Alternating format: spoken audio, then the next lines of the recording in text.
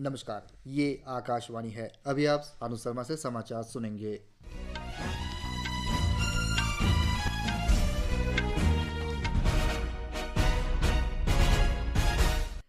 पहले मुख्य समाचार।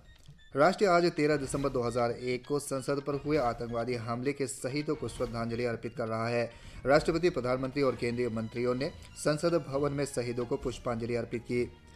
प्रमुख रक्षा अध्यक्ष जनरल अनिल चौहान ने कहा, भारतीय रक्षा बल हमेशा तैयार और प्रासंगिक बने रहने के लिए बदलते परिवेश के अनुरूप ढलने और सुधारों को आत्मसात करने के लिए प्रतिबद्ध।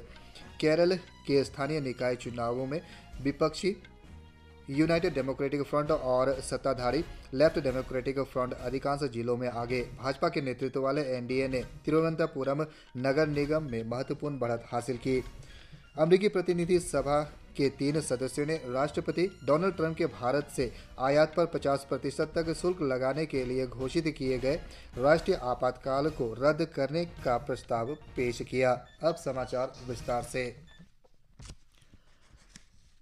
राष्ट्र आज संसद आतंकी हमले के शहीदों को श्रद्धांजलि अर्पित कर रहा है। 13 दिसंबर 2001 को आज ही के दिन सुरक्षा कर्मियों ने संसद की रक्षा करते हुए सर्वोच्च बलिदान दिया था। उपराष्ट्रपति और राज्यसभा के सभापति सीपी राधाकृष्णन, प्रधानमंत्री नरेंद्र मोदी और केंद्रीय मंत्री पीयूष गोयल, जितेंद्र सिंह, किरेन रिजिजू और अर्जुन राम मेघवाल ने संसद भवन में शहीदों को पुष्पांजलि अर्पित की।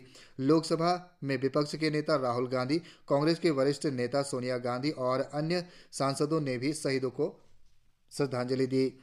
राष्ट्रपति द्रौपदी मुर्मू ने कहा कि राष्ट्र उन नायकों के साहस, वीरता और बलिदान को नमन करता है जिनकी कर्तव्य निष्ठा भारत की राष्ट्रीय भावना को निरंतर मार्गदर्शन देता है।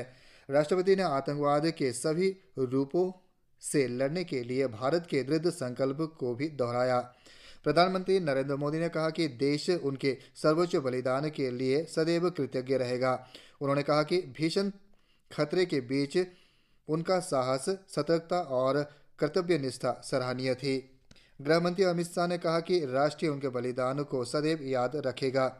रक्षा मंत्री राजनाथ सिंह ने कहा कि संसद पर कायराना आतंकी हमले के दौरान वीर सुरक्षा बलों ने अटूट सुरक्षा कवच तैयार किया था। विदेश मंत्री डॉक्टर जयशंकर ने कहा कि उनके अदम्य साहस ने आतंकवाद के सभी स्वरूपों को जड़ से उखाड़ फेंकने के राष्ट्र की प्रतिबद्धता को बदल दिया है। सूचना और प्रसारण राज्य मंत्री एल मुरुगन ने कहा कि सुरक्षा बलों के सर्वोच्च बलिदान ने देश के लोकतंत्र और राष्ट्र की संप्रभुता की रक्षा की। प्रधानमंत्री नरेंद्र मोदी सोमवार को जॉर्डन की यात्रा पर रवाना होंगे। उनकी यह यात्रा जॉर्डन नरेश अब्दुल्ला द्वितीय बिन अल हुसैन के निमंत्रण पर हो रहा है। प्रधानमंत्री मोदी की यह पहली पूर्ण यात्रा दोनों देशों के बीच राजनयिक संबंधों की स्थापना के 75 वर्ष के अवसर पर हो रहा है।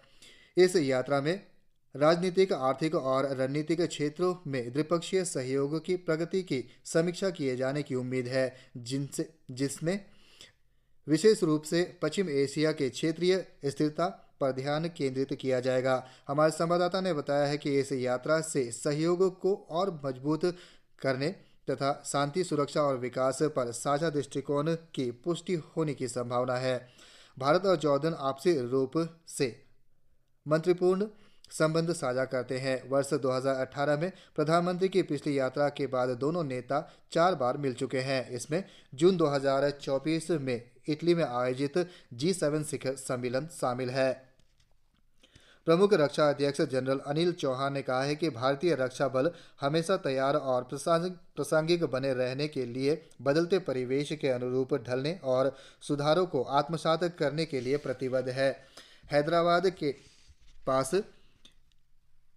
डिंडीगल स्थित वायुसेना अकादमी में 216वें बैच की संयुक्त दीक्षांत परेड में जनरल चौहान ने कहा कि ऑपरेशन सिंदूर अब भी जारी है। इससे पहले प्रमुख रक्षा अध्यक्ष ने प्रशिक्षण पूरा करने वाले फ्लाइट कैडेट को राष्ट्रीय कमीशन प्रदान किए। उन्होंने फ्लाइट कैडेट को विंग और ब्रेवेस भी प्रदान किए। प्रशिक्षण के दौरान उत्कृष्ट प्रदर्शन करने वालों को पुरस्कार दिए। उत्तराखंड के देहरादून स्थित भारतीय सैन्य अकेडमी में भव्य पासिंग आउट परेड का आयोजन किया गया। हमारे संवाददाता ने बताया कि आज भारतीय सेना में नए युवा अधिकारी शामिल किए गए। केरल में स्थानीय निकाय चुनाव में विपक्षी यूनाइटेड डेमोक्रेटिक फ्रंट (यूडीएफ) और सत्ताधारी लेफ्ट डेमोक्रेटिक फ्रंट (एलडीएफ) अधिकांश जिलों में आगे चल रहा है। वहीं भारतीय जनता पार्टी के नेतृत्व वाले राष्ट्रीय जनतांत्रिक गठबंधन (एनडीए) ने तिरुवनंतपुरम नगर निगम में महत्वपूर्ण बढ़त हासिल की है। अब तक आए परिणाम में एलडीएफ और यूडीएफ के बीच कड़ी टक्कर के संकेत दे रहे हैं। वहीं एनडीए ने कुछ क्षेत्रों में अपनी मजबूत स्थिति भी दर्ज कराई है। 6 नगर निगमों में से कोझिकोड को छोड़कर सभी में सत्ताधारी एलडीएफ पिछड़ रहा है। तिरुवनंतपुरम में एनडीए आगे है। अंतिम समाचार मिलने तक 36 नगर निगमों में से यूडीएफ 14 में आगे चल रहा है। निर्वाचन आयोग ने 8 प्रमुख राज्यों में मतदाता सूचियों के विशेष गहन पुनरीक्षण की निगरानी के लिए विशेष मतदाता सूची पर्यवेक्षक की नियुक्ति की है। पर्यवेक्षकों को पश्चिम बंगाल, तमिलनाडु, उत्तर प्रदेश, गुजरात, केरल, मध्य प्रदेश, छत्तीसगढ़ और राजस्थान में तैनात किए गए हैं। यह पर्यवेक्षक फरवरी 2026 में अंतिम मतदाता सूची के प्रकाशन तक इन राज्यों में उपस्थित रहेंगे। पश्चिम बंगाल में विशेष गहन पुनरीक्षण (SIR) प्रक्रिया के दौरान वंशावली, माता-पिता या रिश्तेदारों के नामों के आधार पर नए मतदाताओं की पहचान करते समय 2002 की मतदाता सूची में भारी अनियमितताएं पाई गई है। SIR का पहला चरण समाप्त हो चुका है। निर्वाचन आयोग प्रस्तुत प्रपत्र की निरंतर जांच और दोबारा छानबीन कर रहा है। पश्चिम बंगाल की मतदाता सूची संशोधन प्रक्रिया में 58 लाख से अधिक जनगणना प्रपत्र प्राप्त नहीं हुए हैं। इन मतदाताओं के नाम अस्थायी रूप से मसौदा सूची से हटा दिए गए हैं। पश्चिम बंगाल में अब तक 52.41% मतदाता प्रपत्र की डिजिटलीकरण हो चुकी है। गृह और सहकारिता मंत्री अमित शाह आज छत्तीसगढ़ में बस्तार ओलंपिक के समापन समारोह में भाग लेंगे। यह कार्यक्रम बस्तार के संभागीय मुख्यालय जगदलपुर में होगा। सोशल मीडिया पोस्ट में श्री शाह ने कहा कि एक समय नक्सली हिंसा से प्रभावित बस्तर क्षेत्र अब नक्सल मुक्त होने की दहलीज पर है। भारतीय जनता पार्टी के राष्ट्रीय अध्यक्ष जगत प्रकाश नड्डा ने आज शिमला के समीप मस्थाई में भाजपा के नए प्रदेश कार्यालय का शिलान्यास किया। उन्होंने शिलान्यास पट्टी का अनावरण भी किया। दिग्गज फुटबॉल खिलाड़ी लियोनेल मेस्सी की कोलकाता यात्रा के दौरान आज सॉल्ट लेक स्टेडियम में प्रशंसकों ने सुरक्षा घेरा तोड़कर हंगामा किया। मेस्सी केवल 22 मिनट के लिए ही स्टेडियम में आए थे। इससे हजारों की संख्या में स्टेडियम में मौजूद प्रशंसकों को निराशा हाथ लगी। मेस्सी के आगमन के तुरंत बाद ही स्टेडियम में अव्यवस्था हो गई। इसके बाद आयोजक और सुरक्षा कर्मियों को कार्यक्रम छोटा कर मेस्सी को स्टेडियम से बाहर ले गए। सुरक्षा की चूक और उपद्रव के कारण कार्यक्रम को रद्द करना पड़ा।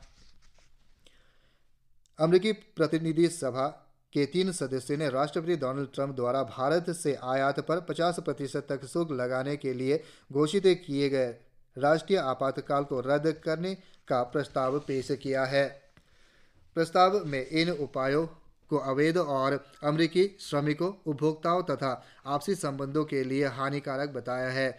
सांसदों द्वारा रास मार्कवेसी और राजा कृष्णमूर्ति ने कहा कि अगस्त में आपातकाल सख्तियों के अंतर्गत लगाए गए शुल्क अवैध हैं। उन्होंने कहा कि ये शुल्क अमेरिका भारत संबंधों को नुकसान पहुंचाते हैं और अमेरिकी उपभोक्ताओं के लिए लागत बढ़ाते हैं।